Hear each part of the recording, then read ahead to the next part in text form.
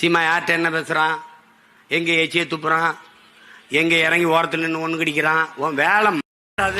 சமீபத்தில் நாம் தமிழர் கட்சியின் ஒருங்கிணைப்பாளர் சீமான் பேசியதாக ஒரு ஆடியோ வெளிவந்தது. அதில் நாம் தமிழர் கட்சியின் நிர்வாகியான காளியம்மாளை பிசிறு என்று சீமான் குறிப்பிட்டு பேசியதாக சொல்லப்பட்டது.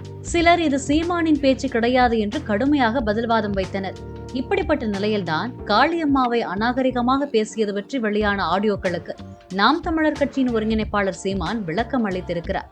தற்போது சீமான் தான் அப்படி பேசியதாக ஒப்புக்கொண்டுள்ளார்.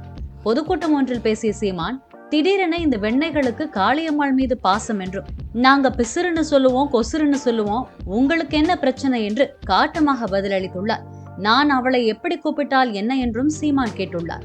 சீமான் தனது கட்சியின் உறுப்பினர் காளியம்மாள் குறித்து பேசிய விஷயங்கள் மிகப்பெரிய அளவில் விமர்சனங்களை சந்தித்துள்ளன. நாம் தமிழர் காளியம்மாள் இதுவரை எதுவும் பேசவில்லை. காளியம்மாள் எந்த மறுப்போ எதிர்ப்போ இதில் தெரிவிக்கவில்லை.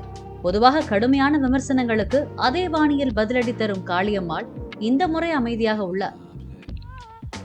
பிரச்சனை நீ ஆடியோ வெளியிடு, உட்கார்ந்து நீ ஐபிஎஸ் படிச்சுட்டு வர்றது, எஸ்பி ஏசி டிசிஆர் எதுக்கு? சீமா யார்கிட்ட என்ன பேசுறான், எங்க எச்சியை துப்புறான், எங்க இறங்கி ஓரத்தில் நின்று ஒண்ணு கடிக்கிறான், உன் வேலை.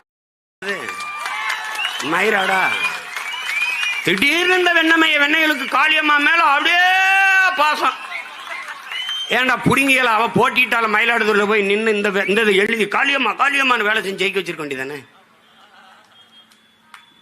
ஏய் நாங்க பிசுரும்பா அப்புறம் உசுரும்பா, அது உனக்கு என்ன மசுருக்கு அந்த பிரச்சனை? உனக்கு என்ன பிரச்சனை? உனக்கு என்ன பிரச்சனை? இது என் கட்சி பிரச்சனை.